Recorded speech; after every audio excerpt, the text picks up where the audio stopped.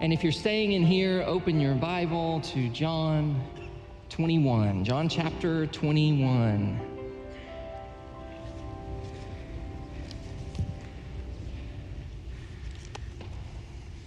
We're not beginning a new series today. We are beginning a new year. And here we are again. Seems like it comes around with shocking regularity, doesn't it? Where we say, well, here we are beginning again, 2024. I have a folder on my computer called Sermons. And within that folder are lots of other folders organized by year. If you look at the 2023 folder, it's full of other folders, each with a date corresponding to every Sunday from last year. All 53 of them. That's right. There were 53 Sundays last year. It happens occasionally. We preachers call it the bonus Sunday. It's because God knew that 2023 was going to be that way for some of you. You needed an extra sermon in that year. But that means that this week I created a new folder. It's called 2024, and it's completely empty. It's a blank slate. And it struck me as a very symbolic, slightly daunting thing. A blank slate, a new year waiting to be filled. Here we are beginning again with school and beginning again with work. And with a new year that has lots of potential, but also lots of unknowns. That's kind of the trade-off. You get lots of potential in a new year, but lots of uncertainty and unknowns about how the year is going to be filled in. And so I'm the kind of person usually who can't help but feel a little bit optimistic about things. I'm kind of a sunshine person, and I feel hopeful generally about how things will work out. I naturally believe things will go well.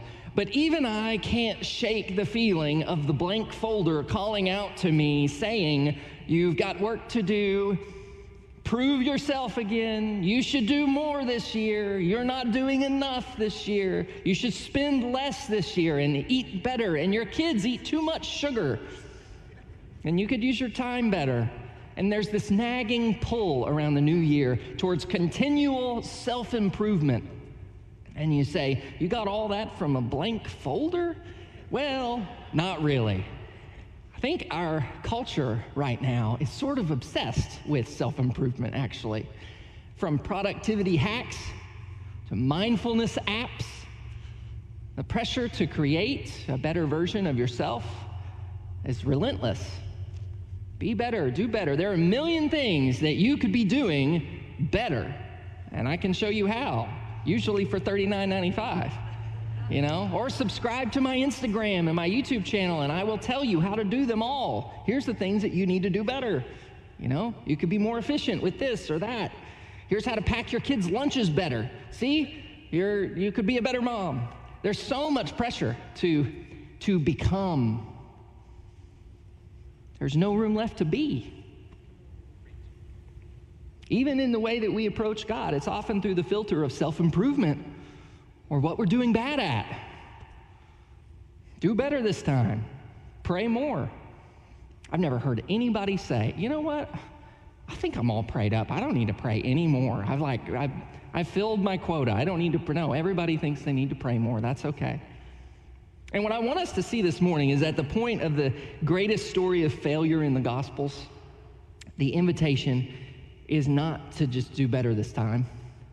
It's to begin again to follow Jesus. And that is found in John chapter 21, where we find out about Peter. And Peter, before we read it, I really feel like I should give you some background on Peter, even though you know Peter pretty well, right? Because he's the most prominent character in all of the Gospels except for Jesus. In fact, the first gospel ever written, the Gospel of Mark, was Peter's testimony, written because of Peter and based on his eyewitness accounts. Peter is referred to almost 200 times in the New Testament. Just to compare that to John, another one of Jesus' closest followers, John is only mentioned 31 times in the New Testament. Peter was part of the inner circle of the group of the 12 disciples. The inner circle, we call them the inner three, maybe Peter, James, and John. But Peter was the leader. He was always named first and mentioned in any lists where the disciples are named. He's first. He's the first disciple that's called by Jesus to follow me. Besides Jesus, Peter is basically the central character in a lot of the stories that we read in the Gospels. You know, when Jesus takes Peter, James, and John up the mountain where his glory is going to be revealed at the Transfiguration, it's really a kind of scene where Peter speaks up, and it's a scene about how Peter is kind of misunderstanding what they're doing there. He wants to hang out. Peter is the only one who attempts to walk on water. That kind of becomes a story about Peter in some of the Gospels. The walking on water scene is dominated by this interaction between Jesus and Peter. Peter's the only one of the disciples who's given a brand new name by Jesus. Isn't that interesting? And also the parts where Jesus washes the disciples' feet, that's actually a scene about an interaction between Peter and Jesus, because Peter doesn't want Jesus to wash his feet. Peter is the one who makes the great confession. You are the Christ, the Son of the living God. You're the Messiah.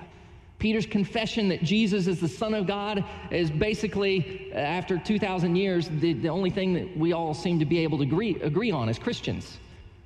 Peter is also the only one who gets rebuked by Jesus heavily, more sternly than any of the other disciples. Maybe that's because he's closest to Jesus. The closer you are to me, naturally, I'm going to tell it like it is when you're out of line. So if I can just give you a category for how to think of Peter, I think that Peter is Jesus' best friend. He's his best friend on earth. There are more miracles done for Peter than anyone else. He gets 2 miraculous catches of fish. Jesus heals his mother-in-law, not because he was mad at Peter, because he was trying to help him, okay? He gets to... Some of you liked that joke a little too much. You liked it a little too much. I'm not going to tell on you, though. Peter walks on water. He gets the coin out of the fish's mouth because Jesus wants to pay his taxes for him. Of course, he's his best friend. He's going to, pay his taxes. Peter cuts off the guy's ear, the guard that comes to arrest Jesus, and, Peter takes a sword and cuts off his ear. Jesus covers for him, covers for his best friend, gets him out of trouble by healing the guy's ear. Now, Peter was going to defend Jesus to the end. That's why he cut the guy's ear off, but Jesus says, no, Peter, don't fight. We're not fighting. And then after Jesus is arrested, you think about it, everybody else runs off, but not Peter. Peter doesn't run off, does he? He tries to follow Jesus. He tries to stick with Jesus, albeit at a distance a little bit. Peter follows the mob close enough to keep his eyes on where Jesus is going, all the way to the high priest's house. And that's when it happened. The thing that Peter is perhaps most famous for, of all the things that I mentioned about Peter, the one thing that stands out above all the rest is this moment where he enters the courtyard of the high priest's house and he denies Jesus. And this, in many ways, is the filter through which we see Peter. A lot of the times we see Peter through the filter of failure. A lot of times he's opening up his big mouth, making mistakes. And then, of all things, he denies Jesus. And you probably never thought of Peter as Jesus' best friend, even though that's what all 4 Gospels kind of show us, that Peter is closest to Jesus in that way. And the moment that looms larger than any other is when Peter's gathered around that fire and the girl, the servant in the high priest's house, says, "You were with Jesus." He says, "No, I don't even know who you're talking about. I don't know Jesus." "No, you were with Jesus." And then he denies him again. Then he denies him again. "I don't even know the man." Can you imagine what kind of spiral of depression and despair and regret that Peter must have experienced? I mean, because Jesus not only his Messiah and Lord, but his best friend. He betrayed him. He must have replayed that scene over and over and over again. And you think Peter, if he thought, if I could just see Jesus one more time, this is what I'd say. I bet he had that ready. This is what I'd tell him if I had one more chance. And now if you pause kind of in that moment with Peter, I want you to imagine Jesus and Peter meeting again. What would you feel like if you saw Jesus again? Would you be conflicted? You'd be overjoyed that Jesus was alive, but wouldn't the filter of your failure overshadow any meeting you had with Jesus? And I want to read to you what happens just a few days later. This was probably 10 to 15 days later after Jesus' resurrection. And this is not the first time that Peter sees Jesus, but this is the story that John tells us about Peter and Jesus. It says in John 21, verse 1, "Afterward, Jesus appeared again to his disciples by the Sea of Galilee. It happened this way. Simon Peter, Thomas, also known as Didymus, Nathanael from Cana in Galilee, the sons of Zebedee, and 2 other disciples were together. 'I'm going out to fish,' Simon Peter told them. And they said, 'We'll go with you.' So they went out and got into the boat, but that night they caught nothing. Early in the morning, Jesus stood on the shore, but the disciples didn't realize that it was Jesus. He called out to them, 'Friends, haven't you any fish?' 'No,' they answered. He said, 'Throw your net on the right side of the boat, and you'll find some.' And when they did, they were unable to haul the net in because of the large number of fish. Then the disciple whom Jesus loved said to Peter, 'It is the Lord.' As soon as Simon Peter heard him say, 'It is the Lord,' he wrapped his outer garment around him, for he had taken it off, and jumped into the water. The other disciples followed in the boat." We'll read more in a minute, but you see Peter jumping in the water there. And what you have to get your head around in this scene is that when Peter jumps out of the boat to see Jesus, there isn't a molecule of hesitation in Peter. Not one iota of reluctance in his heart. He's just going to run towards Jesus without any hesitation. Peter is so eager to get there, he can't possibly wait for all this fishing business to be finished, so he just puts on his clothes, which is a little strange. We're not sure why. I think maybe Peter thought, "I'm going to walk on water again, guys. You watch this." I'll put on my clothes and just go walking to Jesus. He doesn't. He falls in the water. We're not sure why he puts on his clothes. Maybe that's it. Maybe he thought he was going to walk on water, or maybe he's just not thinking clearly, How could this be? Why doesn't Peter hesitate at all? He just leaps in the water. I got to get to Jesus. What about Peter's failure? What about him denying ever knowing Jesus? Does that not factor into the relationship with Jesus at all? No, it doesn't. It's nowhere to be found. In fact, the most amazing thing about Peter's denials, incredible and powerful thing about Peter's denials, is that we never, ever, not one time, ever hear about Peter's denials ever again.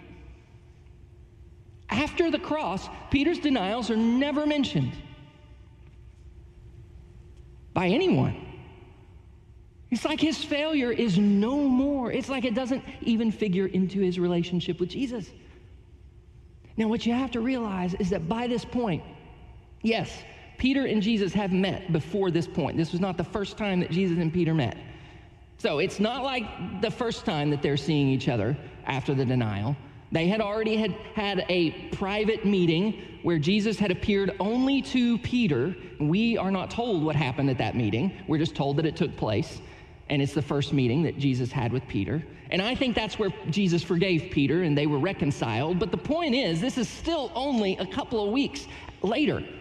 And the filter of failure is now nowhere to be found. And it's because in between Peter's denial and Peter's fishing expedition is the cross of Jesus Christ.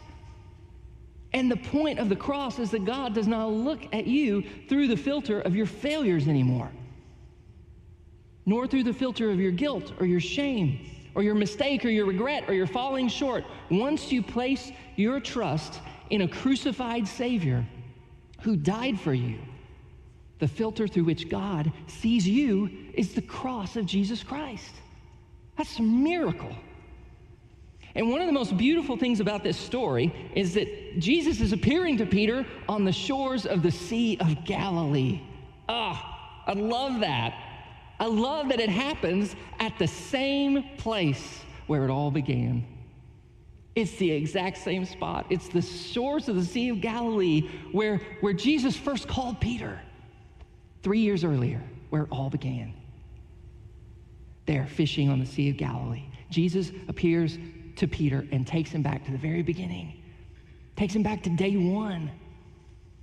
Takes him back to the day that Peter said yes to following Jesus.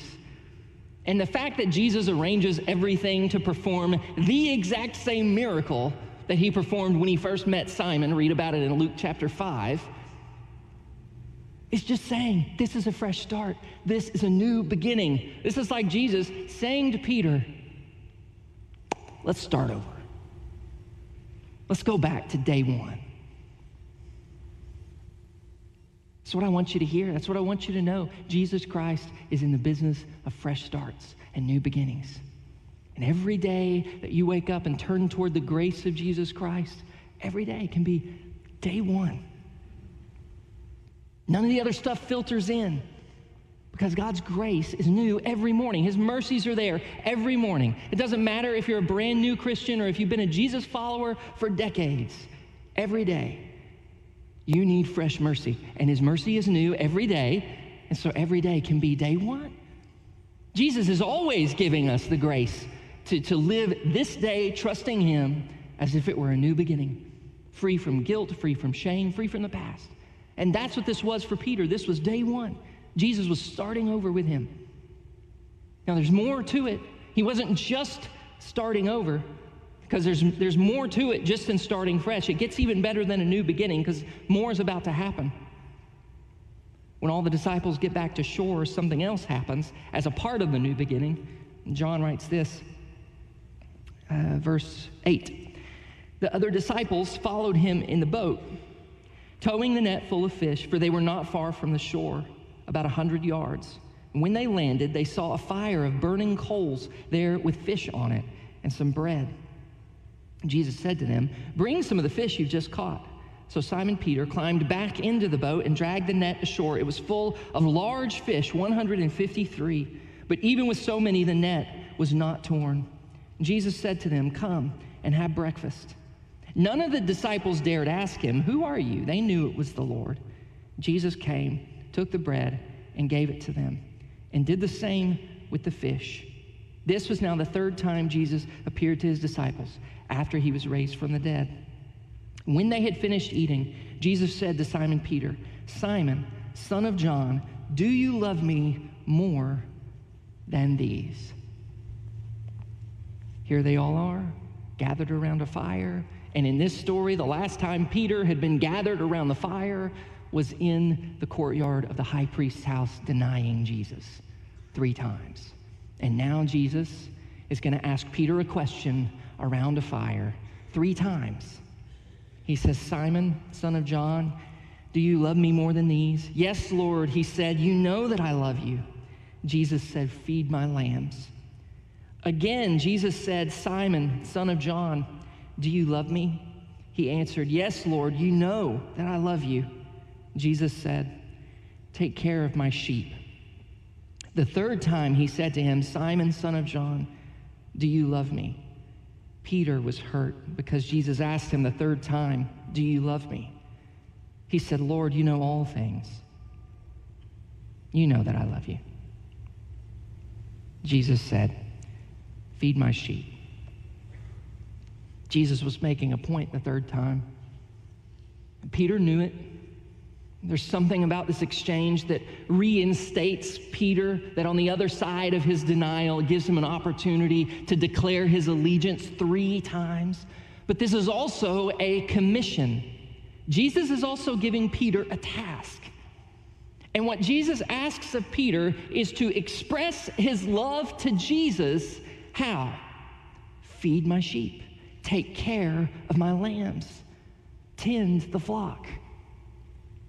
Care for others. Show your love for me in how you serve and tend and care for others of my children. Show your love for me. Do you love me? Yes. Okay. Feed my lambs. Tend my sheep. And I think there's a reason that Jesus brings Peter back to this most basic idea, because often the way to start again is to simply return to love. I think that's a good place to start. It's where he starts with Peter, to begin again with love for God, demonstrated and expressed in love for others. Maybe that's where we all need to begin again. Maybe that's where you need to begin again, with love. Because when the question is put to you directly, it puts you on the spot. The question actually creates an unresolved tension. You don't feel it because I'm not asking you the question, but if I were to ask you the question pointedly, church, do you love Jesus? What about you over here? What about you over here? Do you love Jesus? You feel that? There's a tension when the question is put to you. And if you say, yes, I do love Jesus, then the exchange has to resolve some way. What then? And the way that Jesus resolves it is to say, if you love me, take care of my sheep. Love this one and this one and this one that I've given you to love. Not for their sake alone, but because of something else, as a response to the depth of my grace toward you. He wasn't just calling Peter to love he was calling Peter to love as a response to the grace that he was showing Peter. Because what you have to see here is Peter's love is tied directly to Peter's denials, isn't it? Peter's love is tied directly to Peter's denials. It's around the fire. He asks him 3 times. So what's that link? The fact that Jesus is asking 3 times is not just reinstating Peter. It's also taking the very thing that should disqualify Peter and turning it into a story about grace. A story about how Peter's love is all the greater, not in spite of great failure, but because of the experience of great failure, which is followed by the experience of even greater grace.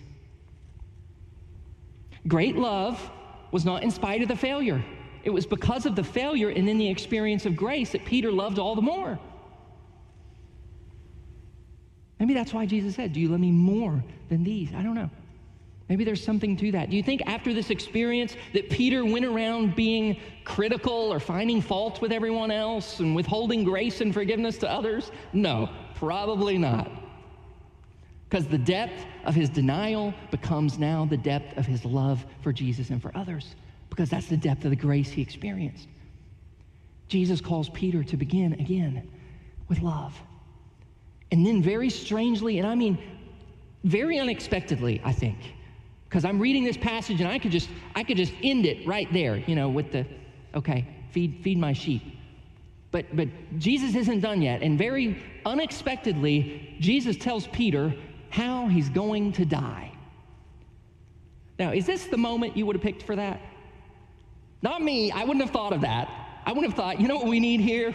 We need a revelation about how you're going to bite the dust. No, I think we're having a nice moment around the fire. I've said, do you love me? Now I'm going to tell you how you're going to die. No, I just don't feel like they go together. But somehow, Jesus did. And I think there's a link. We'll try to work it out here, because I think there's a reason this is here. But in verse 18, Jesus said, okay, so feed my sheep in verse 17. But then verse 18 is, very truly I tell you, when you were younger, you dressed yourself and went where you wanted. But when you are old, you will stretch out your hands, stretch out your hands. That's a reference to crucifixion. And someone else will dress you and lead you where you do not want to go. Jesus said this to indicate the kind of death by which Peter would glorify God. Then he said to him, follow me. Jesus is telling Peter that he would be crucified. This is what love for Jesus and love for others would require. The path of love would require great sacrifice, sacrificing his very life. To begin again with love will mean sacrifice. It's kind of a grim pronouncement for Peter. But then in the very shadow of what must have been a terrifying realization that he's going to be crucified, Jesus says something else. Follow me. And those words take on entirely new meaning when Jesus has been to the cross and come out on the other side resurrected. Follow me now means I've been there. And something changes, something shifts when those 2 words enter the picture. It's not a demand that Peter do better. It's not an invitation to try again. It's even better than a fresh start. It's an invitation to surrender. to say, this next part of your life, you're going to have to surrender to me. It's going to mean death, but follow me. Surrender to the leadership of Jesus to say, thy will be done this week, this day, this year. And that's his invitation to you. Again, it's not an invitation to do better this year or to do more this year. It's not an invitation to manage your life more efficiently. It's an invitation to surrender to whatever God has for you this year. To say, thy will be done. God, whatever you have for me, I'm going to surrender to you.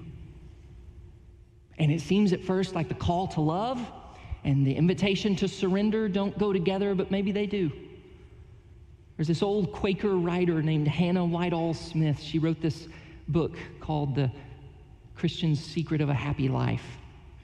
And she writes a story in that book about going to a hospital for those with disabilities and seeing children in an exercise class.